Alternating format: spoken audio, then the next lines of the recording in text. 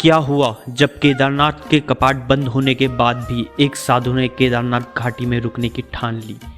इतनी भयंकर बर्फ पड़ने के बाद भी साधु ने निश्चय कर लिया था कि वो केदारनाथ के कपाट बंद होने के बाद भी मंदिर में रुकेंगे, महादेव के दर्शन करेंगे और यहाँ पर होने वाले चमत्कार को देखेंगे कि कैसे केदारनाथ मंदिर के अंदर कपाट बंद होने के बाद भी महादेव के लिए जलाया गया हुआ दीपक 6 महीने तक जलता रहता है। और साधु ने बिना अपनी जान की परवाह किए इतनी ठंड में केदारनाथ मंदिर में रुकने का फैसला किया।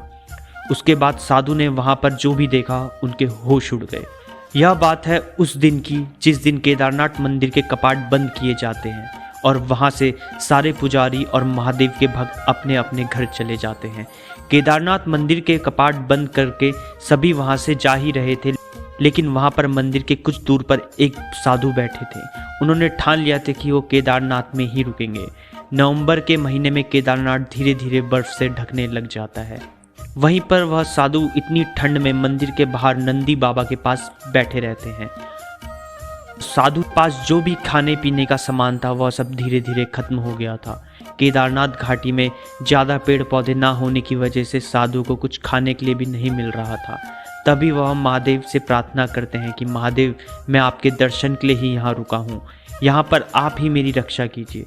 थोड़ी देर में जब वह नंदी बाबा के पास आते हैं तो देखते हैं कि नंदी बाबा के सामने वहाँ कुछ फल रखे हुए हैं।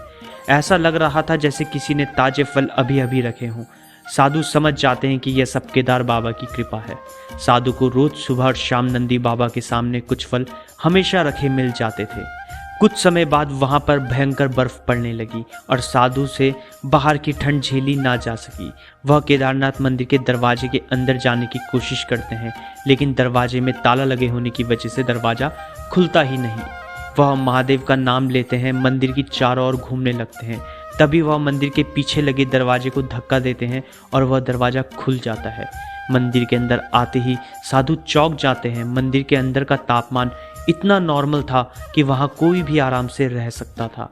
और उन्होंने जब महादेव की शिवलिंग की तरफ देखा तो वहाँ पर कुछ ताज़े फूल फल रखे हुए थे। ऐसा लग रहा था कि जैसे किसी ने अभी यहाँ पर पूजा करी हो।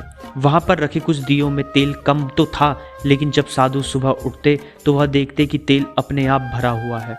वह साधु केदारनाथ मंदिर में महादेव के चमत्कारों को अपनी आंखों से देख रहे थे।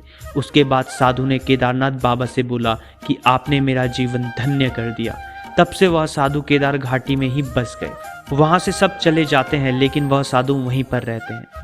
दोस्तों, आपको यह वीडियो कैसी लगी हमें कमेंट करके ज़रूर बताएं और कमेंट सेक्शन में जय बाबा केदार जरूर लिखें। मिलते हैं नेक्स्ट वीडियो में, तब तक के लिए नमस्कार।